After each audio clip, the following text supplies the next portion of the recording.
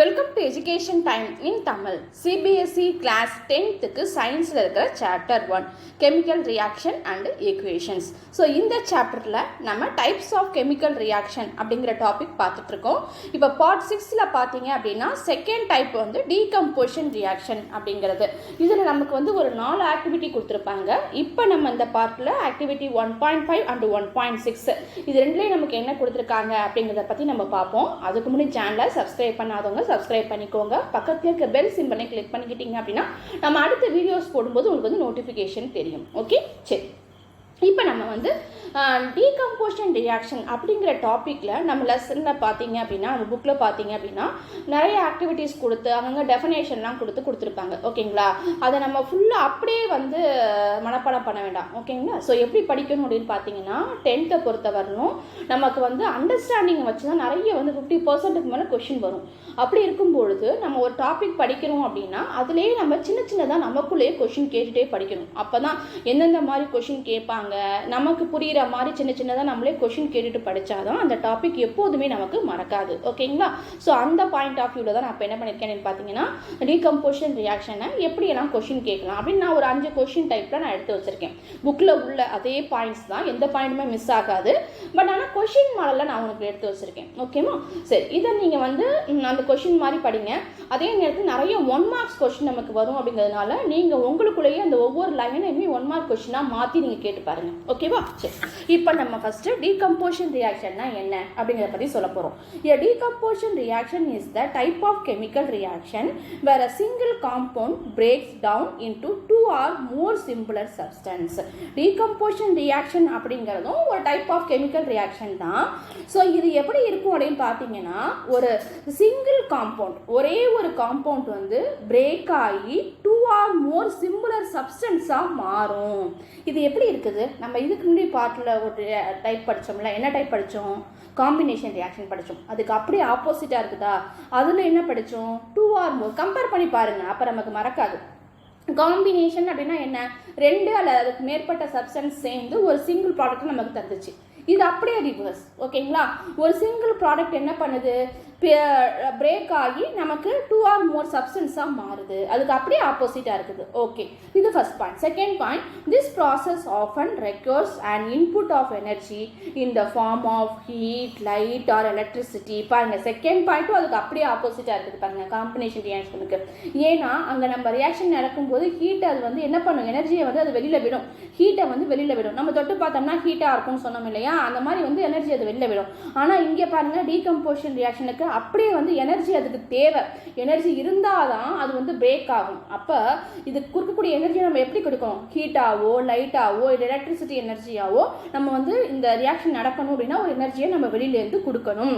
கொடுத்தாதான் இந்த ரியாக்ஷன் வந்து நடக்கும். அப்போ என்ன ஆகும்? அந்த சப்ஸ்டன்ஸ் வந்து பிரேக் ஆகி நிறைய சிம்பிளர் சப்ஸ்டன்ஸாக மாறும் நமக்கு. ஓகேங்களா, அதில் என்ன பண்ணும்? இந்த காம்பினேஷன் ரியாக்ஷனில் அது எனர்ஜியை அது வெளியில் விடும். ஓகேங்களா, ஸோ இதில் என்ன பண்ணும்? எனர்ஜியை நம்ம கொடுக்கணும். கொடுத்து தான் நம்ம வந்து என்ன பண்ணணும்? ரியாக்ஷன் நடக்க வைக்கணும். ஓகேங்களா, சரி. இப்போ ஜென்ரல் ஃபார்ம். ஜென்ரல் ஃபார்ம்னா என்ன?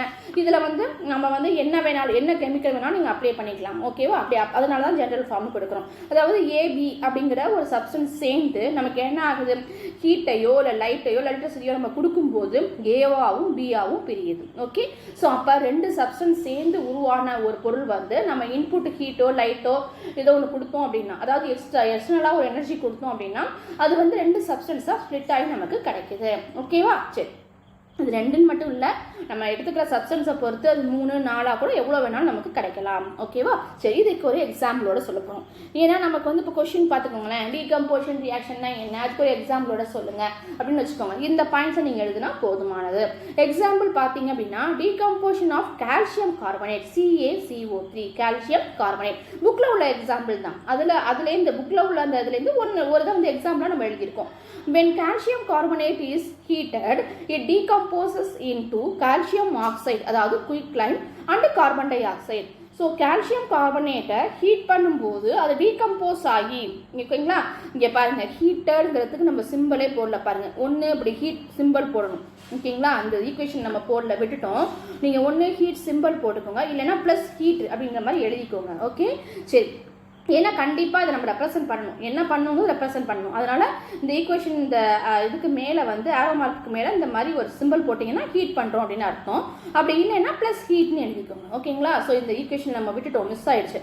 Okay, decompose calcium oxide quicklime வந்து quicklime and carbon dioxide decompose ஆகி கால்சியம் ஆக்சைடையும் நமக்கு கார்பன் டை ஆக்சைடையும் தருது. கார்பன் டை ஆக்சைடு எப்படி கிடைக்குது? நமக்கு கேஸாக கிடைக்குது. இது நோட் பண்ணிக்கோங்க.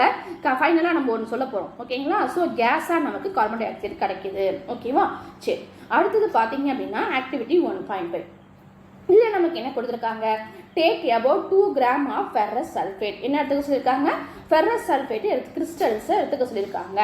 எப்படி எடுத்துக்கணும்? இன்னும் ட்ரை பாயிலிங் டியூப், அதாவது ட்ரையாக இருக்கக்கூடிய ஒரு பாயிலிங் டியூப், அதில் வந்து எடுத்துக்கணும். டெஸ்ட் டியூப் மாதிரி இருக்கும். இந்த படத்தில் கொடுத்துருக்காங்க பார்த்தீங்களா? அந்த படம் இதில் கிளியராக தெரியல அப்படின்னா நீங்கள் வந்து புக்கில் எடுத்து பார்த்துக்கோங்க. ஓகே, சரி, இந்த டெஸ்ட் டியூப் மாதிரி ட்ரையாக இருக்கக்கூடிய ஒரு பாயிலிங் டியூப்பில் 2 கிராம் வந்து ஃபெரஸ் சல்ஃபேட் கிறிஸ்டல்ஸை எடுத்துக்கோங்க. Note the initial colour of the ferrous sulphate. இது தான் முக்கியம்.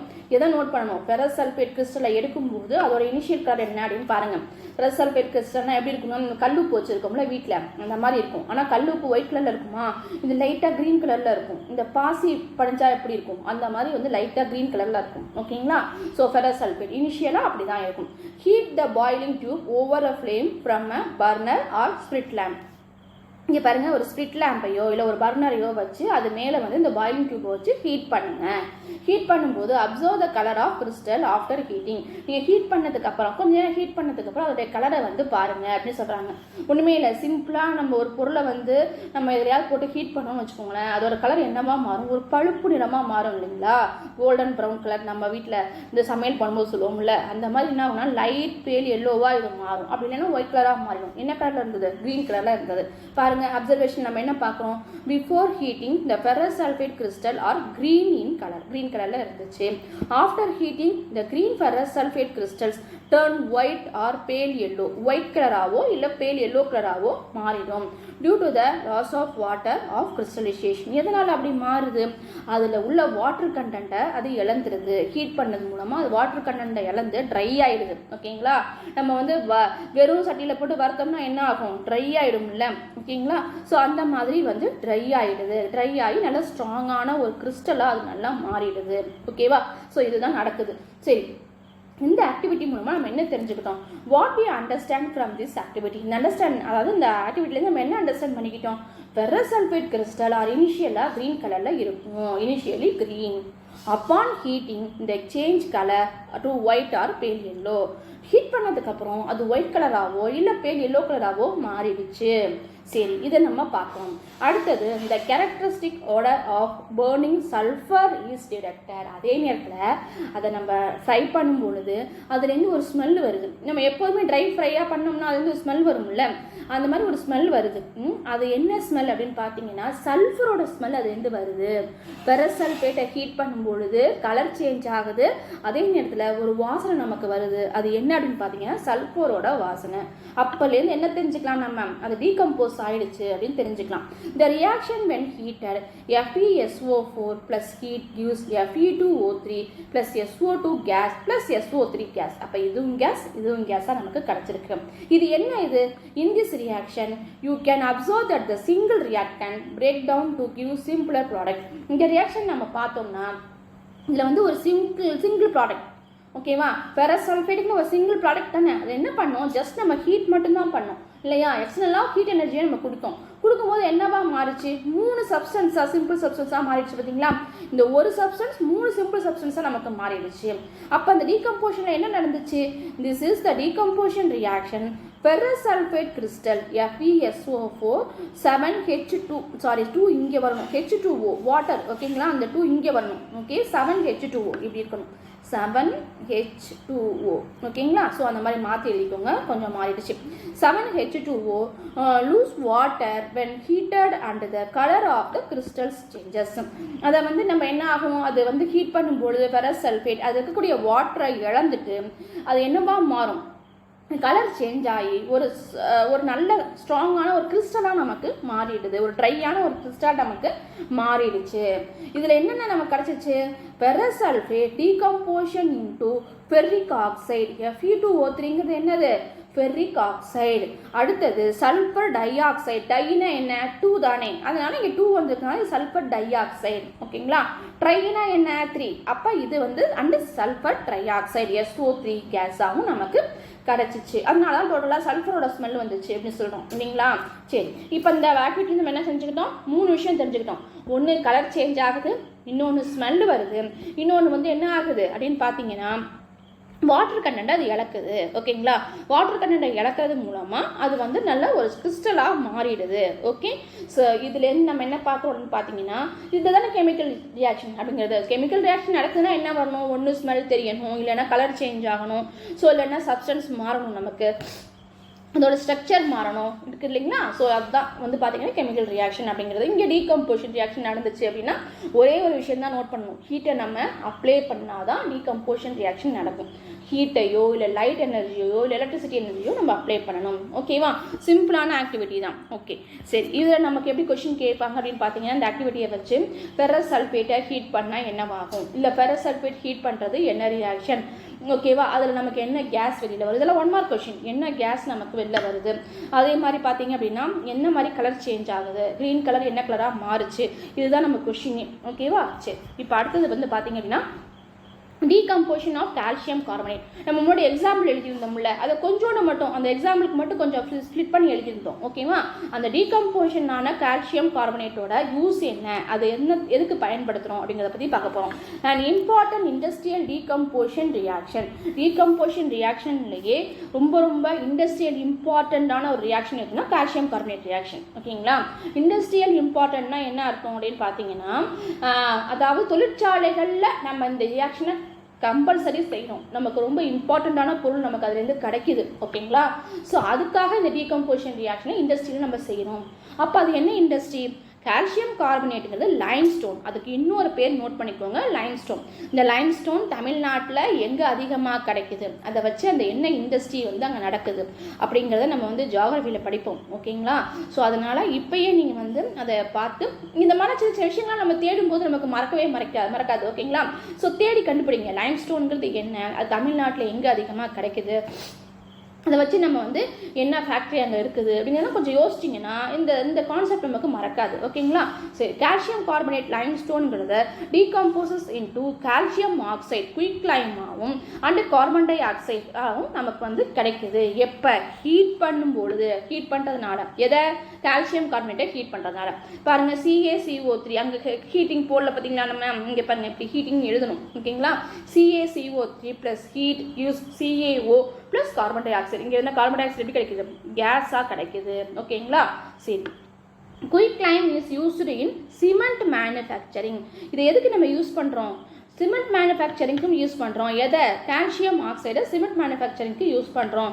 அதனால் இந்த லைம்ஸ்டோன் கிடைக்கிற இடத்துல இந்த ஃபேக்ட்ரி இருக்கும். என்னது? சிமெண்ட் மேனுஃபேக்சரிங் ஃபேக்ட்ரி இருக்கும். ஓகேங்களா? அப்போ தமிழ்நாட்டில் எங்கே அதிகமாக வந்து சிமெண்ட் மேனுஃபேக்சரிங் ஃபேக்ட்ரி இருக்குது? அங்கே தான் லைம்ஸ்டோன் நமக்கு அதிகமாக கிடைக்கிது. ஓகேங்களா? சரி, அங்கே அந்த இடத்துல என்னங்கிறத நமக்கு கமெண்டில் சொல்லுங்கள். ஸோ இங்கே வந்து பார்த்தீங்க அப்படின்னா சிமெண்ட் மேனுஃபேக்சரிங் ஃபேக்ட்ரியில் வந்து இந்த குயிக் லைம் வந்து நம்ம பயன்படுத்துகிறோம். அதனால் இந்த டீகம்போசிஷன் ரியாக்ஷனை ஃபேக்ட்ரி இண்டஸ்ட்ரிக்கு நமக்கு அதிகமாக தேவைப்படுது. when a decomposition reaction is carried out by heating is called the thermal decomposition reaction. இந்த மாதிரி ஒரு decomposition reactionனை ஹீட்டை வச்சு நம்ம செய்கிறோம் பார்த்தீங்களா? ஹீட்னால என்ன? தெர்மல் தானே. ஹீட் எனர்ஜினால என்ன? Thermal energy. ஓகேங்களா? வெப்பத்தினால் கிடைக்கக்கூடிய எனர்ஜி. ஓகேங்களா? ஸோ அப்போ தெர்மல் டீகம்போசிஷன்னு சொல்லலாம் இதை. ஓகேங்களா?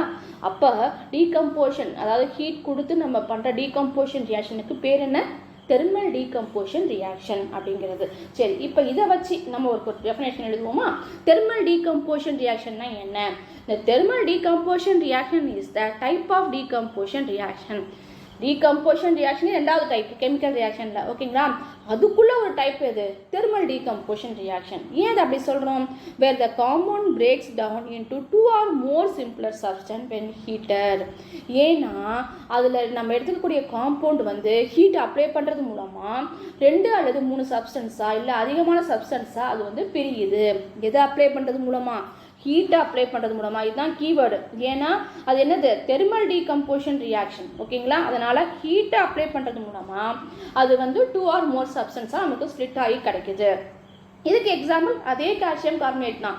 CaCO3 ஹீட்டை அப்ளை பண்ணுறது மூலமாக CaO calcium oxide plus carbon dioxide கேஸாக நமக்கு கிடைக்கிது. ஓகேங்களா? ஜென்ரல் ஃபார்ம் AB ஹீட்டு மேலே சிம்பிள் போட்டிருக்கோம். A+B ரெண்டாக பிரியுது. ரெண்டை மட்டும் இல்லை, நம்ம எடுத்துக்கிறத பொறுத்து 3, 4, 5 எப்போ வேணாலும் நமக்கு பிரியலாம். ஓகேவா? அது பேர் டீகம்போஷன் ரியாக்ஷன். இதை ஹீட்டை கொடுக்கறதுனால இது பேர் thermal decomposition reaction. That's all. ஓகேங்களா?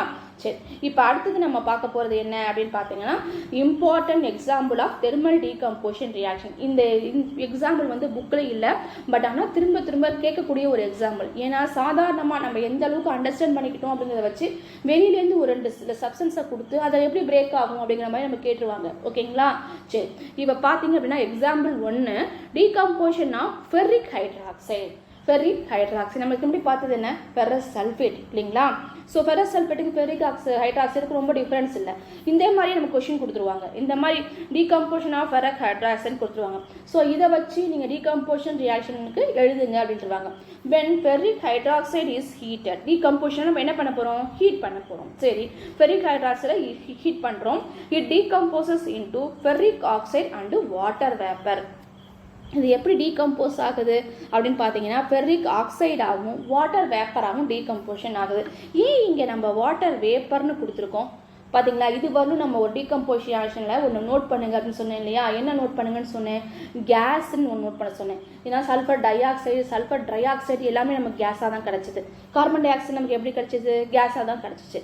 அப்போ ஹீட் பண்ணும்போது கண்டிப்பாக ஒரு கேஸ் நமக்கு வெளியில் வருது.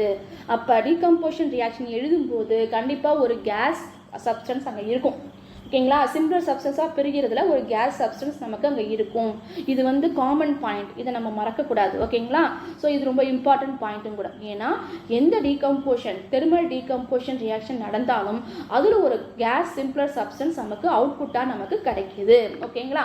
அப்போ இங்கே வாட்டர் லிக்விடாக கிடைக்கல, வாட்டர் வேப்பராக கிடைக்குது. வாட்டர் வேப்பர்னா என்ன அர்த்தம்?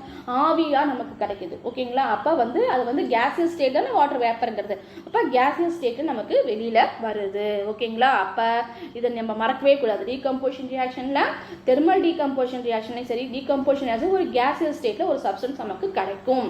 ஓகேங்களா? இதெல்லாம் நீங்க அண்டர்ஸ்டாண்ட் பண்ணிட்டாலே நீங்க எத்தனை காம்பவுண்ட் கொடுத்தாலும் அதுக்கு நீங்க வந்து எழுதிடலாம்.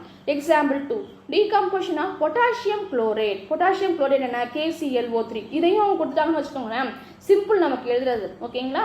when potassium chlorate is heated, அதை டீகம்போஷனாக ஹீட் பண்ணுறோம். it decompose into potassium chloride and oxygen. ஓகேவா? Potassium chlorate. ஓகே, நானும் தப்பாக ப்ரொனவுன்ஸ் பண்ணிட்டேன், நல்லா நோட் பண்ணிக்கோங்க. Potassium chlorate. ஓகேங்களா? ஸோ அப்படி நமக்கு கிடைக்கும்போது பொட்டாசியம் குளோரைடு அண்ட் ஆக்சிஜன். ஓகேங்களா? குளோரேட்னா KClO3 போடணும். ஓகேவா? பொட்டாசியம் குளோரேட் ரெண்டுக்கும் என்ன வித்தியாசம்? இந்த ஈக்குவேஷன் நம்ம பார்த்து தெரிஞ்சுக்குவோம். KClO3ங்கிறது பொட்டாசியம் குளோரேட். அதை நம்ம ஹீட் பண்ணும்போது KCl பொட்டாசியம் குளோரைடு, ஆக்சிஜன் இல்லை. ஓகேங்களா? இதில் ஆக்சிஜன் இருக்குது, இதில் ஆக்சிஜன் இல்லை. ஓகேவா? குளோரேட்டில் ஆக்சிஜன் இருக்குது, குளோரைடில் ஆக்சிஜன் இல்லை அப்படின்னு ஞாபகம் வச்சுக்கோங்க. ஓகேவா? KCl potassium chloride and oxygen. Oxygen வந்து தனியாக பிரிஞ்சு அது கேஸாக அதை டீகம்போஸ் பண்ணிடுச்சு. ஓகேவா? இப்போ பொட்டாசியம் குளோரேட் எடுத்துக்கிட்டோம் அப்படின்னா அது என்ன பண்ணும்? ஆக்சிஜனை ஹீட் பண்ணும்பொழுது ஆக்சிஜனை தனியாக வெளியில் அனுப்பிடும். ஓகேவா? அப்போ பொட்டாசியம் குளோரைடு மட்டும்தான், KCl மட்டும்தான் இருக்கும். ஆக்சிஜன் கேஸாக நமக்கு வெளில வந்துடும். பாருங்கள், இந்த டீகம்போசிஷன் ரியாக்ஷனையும் ஒரு கேஸ் நமக்கு வெளில வருது. அப்போ டீகம்போஷன் ரியாக்ஷன்னாலே கண்டிப்பாக ஒரு கேஸியஸ் ஸ்டேட்டில் ஒரு சப்ஸ்டன்ஸ் நமக்கு கிடைக்கும். அதை ஞாபகம் வச்சுக்கோங்க. ஓகேவா? சரி, இப்போ அடுத்தது பார்த்தீங்க அப்படின்னா ஆக்டிவிட்டி 1.6. இதுவும் அதே மாதிரி ஒரு சிம்பிளான ஆக்டிவிட்டி தான். இதில் நம்ம வந்து இது என்ன பண்ணுறோம் அப்படிங்கிறது கொஸ்டின் கேட்பாங்க. நான் முடிச்சுட்டு சொல்கிறேன். Take about 2 grams lead nitrate powder in a boiling tube. அதே மாதிரி ஒரு lead nitrate powder பாயிலிங் டியூப்ல எடுத்துக்கிறோம். Hold the boiling tube with the pair of tongs. அதாவது ஒரு இடுக்கியை வச்சு, அதாவது இந்த ட்ரிப்பு மாதிரி இருந்திருக்கும். ஓகேங்களா? ஸோ அதை வச்சு என்ன பண்ணணும் அப்படின்னு பார்த்தீங்கன்னா அதை பிடிச்சிக்கோங்க. ஏன்னா கையால் பிடிச்சிங்கன்னா ரொம்ப சுடும். அதனால் பிடிச்சிக்கிட்டு அதை வந்து என்ன பண்ணுறீங்க, அந்த பாயிலிங் டியூபை ஒரு பர்னரில் வச்சு நீங்கள் வந்து ஹீட் பண்ணுங்கள். Heat the boiling tube over the flame. அதுலேருந்து வந்து அந்த ஃப்ளேமுக்கு மேலே வச்சு நீங்கள் ஹீட் பண்ணுங்கள். என்ன பண்ணுறீங்க? ஹீட் பண்ணும்போது என்ன நடக்குது? என்ன அப்சர்வ் பண்ணுறீங்க? Initial appearance of lead nitrate powder is white. இனிஷியலாக பார்த்தீங்கன்னா நீங்கள் எடுத்துக்கிற லெட் நைட்ரேட் பவுடர் இருக்குது பார்த்தீங்களா, அது வந்து ஒயிட் கலரில் இருக்கும். ஓகேங்களா? நீங்கள் ஹீட் பண்ணதுக்கு அப்புறம் upon heating lead nitrate decomposes ஆகும். லெட் ஹீட் கொடுத்தா என்ன ஆகும்? அது டீகம்போஷன் ஆகும். சரி, டீகம்போஷன் ஆகி emission of brown fumes of nitrogen dioxide என்ன தருது? பாருங்க, திருக்கும்போது புக்கில் கொடுத்துருக்கும்போது கலர் பாருங்க, ப்ரௌன் கலரில் கொடுத்துருக்காங்க இல்லைங்களா? இந்த ப்ரௌன் கலரில் நமக்கு வந்து ஃபியூம்ஸ் வந்து வெளில வரும். ஓகேங்களா?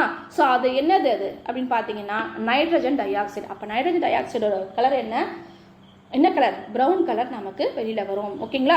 Formation of residue of lead oxide. ரெசிடியூனா என்ன? அதுக்கப்புறம் அதில் இருக்கிறது என்ன? பாயிலிங் டியூப் என்ன இருக்குது அப்படின்னு பார்த்தீங்கன்னா லெட் ஆக்சைடு, PbO. ஓகேவா? லெட் ஆக்சைடு இருக்கும். அதோட possible release of oxygen gas compulsory ஒரு கேஸ் வரும்னு சொன்னோம் இல்லையா? ஆக்சிஜன் கேஸை வந்து அதை ரிலீஸ் பண்ணுது. ஓகேங்களா? இது நமக்கு என்ன கொஷின் கேட்பாங்க அப்படின்னு பார்த்தீங்கன்னா லெட் நைட்ரேட்டை ஹீட் பண்ணுறது என்ன ரியாக்ஷன் கேட்பாங்க. ஒன்று. இன்னொன்று, லெட் நைட்ரேட்டை ஹீட் பண்ணும்போது நைட்ரஜன் டை ஆக்சைடு என்ன கலர் ஃப்ளேமாக நமக்கு வெளியில் வரும். ஓகேவா? அடுத்தது இன்னும் ரெசிடியூவாக இருக்கக்கூடியது என்ன? லெட் நைட்ரேட்டை வந்து நம்ம ஹீட் பண்ணும்போது ரெசிடியூவாக நமக்கு கிடைக்கக்கூடியது என்ன? Let oxide. ஸோ என்ன கேஸ் நமக்கு வெளில வரும்? தனித்தனியாக ஒவ்வொரு கொஷினாக உங்களுக்குள்ளே கேட்டுட்டு படிங்க, மறக்கவே மறக்காது. ஓகேங்களா? ஸோ இந்த படத்தை கண்மூடி ஞாபகம் வச்சுக்கிட்டிங்கன்னா லெட் நைட்ரேட் ப்ரௌன் கலரில் நமக்கு படம் போட்டிருந்தாங்க. அந்த ப்ரௌன் கலர் ஃப்ளேம் வந்து நமக்கு நைட்ரஜன் டை ஆக்சைடு வந்து நமக்கு ப்ரௌன் கலரில் ஒரு அதுதான் வந்து நம்ம ஃபியூம்ஸாக வந்து நமக்கு வெளியில் கிடைக்கும் அப்படின்னு நமக்கு ஞாபகம் இருக்கணும். ஓகேவா? சரி, இதுலேருந்து ரிசல்ட் என்ன நம்ம தெரிஞ்சுக்கிட்டோம்? Decomposition reaction, lead nitrate decompose to form lead oxide, nitrogen di oxide and oxygen. இது மூணா பிரியுது. பார்த்தீங்களா? லெட் நைட்ரேட் வந்து மூணா பிரியுது, ஒரே ஒரு சப்ஸ்டன்ஸ் தான். ஓகேவா? கெமிக்கல் ஈக்குவேஷன் படி இந்த லெட் நைட்ரேட் அப்படிங்கிற ஒரே ஒரு சப்ஸ்டன்ஸ் நமக்கு 3 சப்ஸ்டன்ஸாக பிரியுது. Lead oxide, nitrogen dioxide, oxygen. Nitrogen டை ஆக்சைடோட கலர் என்ன? Brown colour. இவ்வளோதான். ஓகேவா? ஸோ இது வந்து சிம்பிளானது தான், நிறைய விஷயம் இருக்கிற மாதிரி தெரியும். ஆனால் உங்களுக்குள்ளேயே நீங்கள் கொஷின் கேட்கும்போது 1 மார்க் கொஷின் நமக்கு ரொம்ப ரொம்ப ஈஸியாக இருக்கும். ஓகேங்களா? சரி, இதை சொன்னதெல்லாம் உங்களுக்கு ஈஸியாக புரிஞ்சிருக்குன்னு நினைக்கிறேன். இந்த வீடியோ உங்களுக்கு பிடிச்சிருந்தா லைக் பண்ணுங்கள், உங்கள் ஃப்ரெண்ட்ஸ்க்கெல்லாம் ஷேர் பண்ணுங்கள், மறக்காமல் சப்ஸ்கிரைப் பண்ணுங்கள்.